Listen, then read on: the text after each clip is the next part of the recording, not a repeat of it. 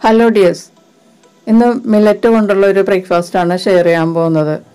Millet കുതിർത്തി അരച്ചെടുത്തിട്ട് ഉണ്ടാക്കുന്ന വളരെ സിമ്പിളായിട്ടുള്ള ഒരു ബ്രേക്ക്ഫാസ്റ്റ്. 3 ചേരുവ മാത്രമേ ആവശ്യമുള്ളൂ. കുതിർത്തിയ മില്ലറ്റ് ഉണ്ടെങ്കിൽ നമുക്കിത് വളരെ എളുപ്പത്തിൽ ഉണ്ടാക്കിയെടുക്കാം. മിക്സിയിൽ അരച്ചെടുത്തിട്ട് നമുക്ക് വേഗത്തിൽ ബ്രേക്ക്ഫാസ്റ്റ് ഉണ്ടാക്കാം. ഡിന്നറിനും ഇതുപോലെ നമുക്ക് ഉണ്ടാക്കി കഴിക്കാം. വളരെ ഹെൽത്തി ആയിട്ടുള്ള ഒരു സ്നാക്കാണ്. അപ്പോൾ ഇത് നമുക്ക് എങ്ങനെയാണ് തയ്യാറാക്കുന്നതെന്ന് നോക്കാം. ഞാനിവിടെ 1 കപ്പ് സ്വർഗം മില്ലറ്റാണ് എടുത്തിരിക്കുന്നത്. ഇതിപ്പോൾ 24 മണിക്കൂർ കുതിർന്നതാണ്. മില്ലറ്റ് 1 കപ്പ് എടുത്ത് വാഷ് ചെയ്ത് നമ്മൾ വെള്ളത്തിലിടണം കുതിർത്താനായിട്ട്. അതിനുശേഷം 12 മണിക്കൂറിന് ശേഷം വീണ്ടും അതൊന്ന് കഴുകിയിട്ട് വീണ്ടും വെള്ളമൊഴിച്ച് സോക്ക് ചെയ്യാൻ വയ്ക്കുക. അങ്ങനെ ഇരിക്കുന്നതാണ് ഇതിപ്പോൾ എടുത്തിരിക്കുന്നത്. ഞാൻ ഉപയോഗിച്ചിരിക്കുന്നത് സ്വർഗം മില്ലറ്റാണ്. മണിച്ചോളം എന്നൊക്കെ പറയും. ഇത് കുറച്ച് വലിയ സൈസിലുള്ള മില്ലറ്റാണ്. എല്ലാ മില്ലറ്റിനും ഗ്ലൈസമിക് ഇൻഡെക്സ് പൊതുവേ കുറവാണ്. അതുകൊണ്ട് തന്നെ നമ്മൾക്കിത് രാത്രി ഭക്ഷണമായിട്ട് കഴിക്കുന്നതും നല്ലതാണ്. ഞാനിതിപ്പോൾ ഡിന്നറിനാണ് ഉണ്ടാക്കാൻ പോകുന്നത്. ഇത് ഞാൻ ഇന്നലെ വൈകിട്ട് വെള്ളത്തിലിട്ടതാണ്. ഇപ്പോൾ ഇന്ന് വൈകുന്നേരമാണ് ഞാനിതിപ്പോൾ അരക്കാൻ പോകുന്നത്.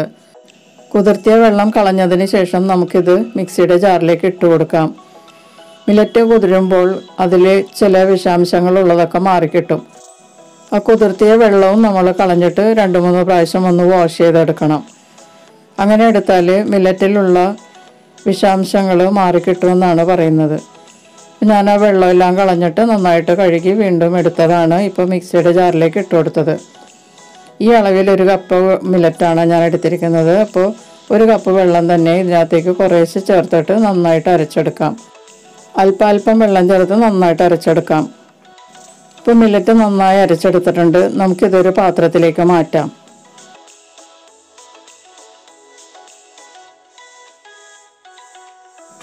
ഇതിപ്പോൾ കറക്റ്റ് അയവിലാണ് ഇരിക്കുന്നത്. ഇനി ജാറൊന്നും ചുറ്റിച്ച് ചേർക്കരുത്. ഇതിലേക്ക് ഇനി നമുക്ക് ചിരകിയ തേങ്ങ 3 ടേബിൾ സ്പൂൺ ചേർത്ത് കൊടുക്കാം. നല്ലതുപോലെ പഴുത്ത ഒരു ഏത്തപ്പഴം പൊടിയായി ചോപ്പ് ചെയ്തിട്ട് ഇതിലേക്ക് ചേർക്കാം. ഒരു മീഡിയം വലിപ്പത്തിലുള്ള ഏത്തപ്പഴമാണ് ഞാൻ എടുത്തത്. അത് ഇതുപോലെ നല്ല കുനുകുന അരിഞ്ഞെടുക്കണം. എന്നിട്ട് ഇതിലേക്ക് ചേർക്കാം.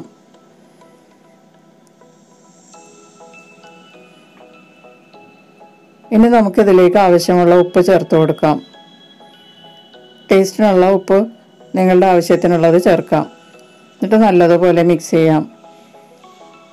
ഏത്തപ്പഴം ചേർത്തിട്ടുള്ളത് കൊണ്ട് ഈ ചെറുതായിട്ടൊരു മധുരം ഉണ്ടാവും. പിന്നെ നല്ല മധുരം വേണമെന്നുള്ളവർക്ക് പഞ്ചസാര ചേർക്കുകയോ അല്ലെങ്കിൽ ശർക്കര പാനി ചേർക്കുകയോ ചെയ്യാം.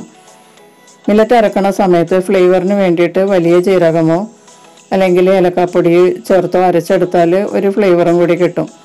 അത് ഇഷ്ടമുള്ളവർക്ക് അത് ചേർക്കാവുന്നതാണ് കേട്ടോ. ഇനി നമുക്ക് മൂടി വെച്ചിട്ട് ഒരു ഫ്രൈങ് പാൻ ചൂടാക്കിയെടുക്കാം.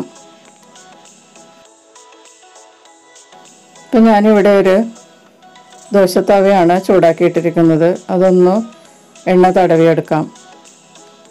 അതിനുശേഷം ആവശ്യമുള്ള മാവ് ഇതിലേക്ക് ചേർക്കാം. ലോ ഫ്ലെയിമിൽ വേണം ഈ സമയത്ത് നമ്മൾ മാവിട്ട് കൊടുക്കാൻ, അല്ലെങ്കിൽ ചട്ടിയിൽ നിന്ന് വിട്ടു പോരും. എന്നിട്ട് പതിയെ നന്നായിട്ടൊന്ന് ഷേപ്പ് വരുത്തുക. തേങ്ങയൊക്കെ വേണമെങ്കിൽ നമുക്ക് മില്ലറ്റ് അരക്കുമ്പോൾ അരച്ചെടുക്കാം. പക്ഷേ ഇതിങ്ങനെ ചേർത്താൽ നമുക്ക് കഴിക്കുമ്പോൾ തേങ്ങയും പഴമൊക്കെ ഒന്ന് കടിക്കാൻ കിട്ടും. അത് വളരെ നല്ലൊരു ഫീലാണ്. നമുക്ക് തേങ്ങയൊക്കെ ചവച്ച് കഴിക്കുമ്പോൾ ഒരു പ്രത്യേക ടേസ്റ്റാണ്. അതുകൊണ്ടാണ് ഞാൻ ഡയറക്റ്റ് തേങ്ങയും പഴമൊക്കെ ചേർത്തത്. അല്ലെങ്കിൽ ഇതെല്ലാം കൂടി മിക്സിയിലിട്ട് ഒറ്റ അടി അടിച്ചിട്ട് വേണമെങ്കിൽ എടുക്കാം. പക്ഷേ ഇങ്ങനെ ചെയ്യുന്നതാണ് നല്ലത്. പഴത്തിൻ്റെ കഷ്ണവും തേങ്ങയൊക്കെ ഉള്ളതുകൊണ്ട് പരത്തിയെടുക്കാൻ കുറച്ച് ബുദ്ധിമുട്ടായിരിക്കും. വളരെ സ്ലോലി ഒന്ന് ഷേപ്പ് ചെയ്തെടുക്കാം. ഇതോടൊപ്പം ഈ ചാനൽ ആദ്യമായി കാണുന്നവരും ഇതുവരെ സബ്സ്ക്രൈബ് ചെയ്യാത്തവരും സബ്സ്ക്രൈബ് ചെയ്തൊന്ന് സപ്പോർട്ട് ചെയ്യുക. അതിനടുത്ത ബെല്ലൈക്കൺ എനേബിൾ ചെയ്ത് എൻ്റെ അടുത്തടുത്ത വീഡിയോസ് ഉറപ്പുവരുത്തുകയും ചെയ്യുക. ഇതിലേക്ക് കുറച്ച് എണ്ണ ചേർത്ത് കൊടുത്തിട്ട് മൂടി വെച്ച് നമുക്ക് ഒന്ന് വേവിച്ചെടുക്കാം. താഴെ ഭാഗം ഒന്ന് മുരിയുന്നത് വരെ 3 മിനിറ്റ് ലോ ഫ്ലെയിമിൽ നമുക്ക് മൂടി വെച്ച് വേവിച്ചെടുക്കാം.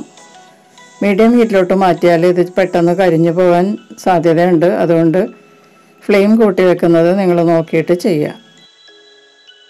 3 മിനിറ്റിന് ശേഷം നമുക്കിതൊന്ന് തുറന്നു നോക്കാം.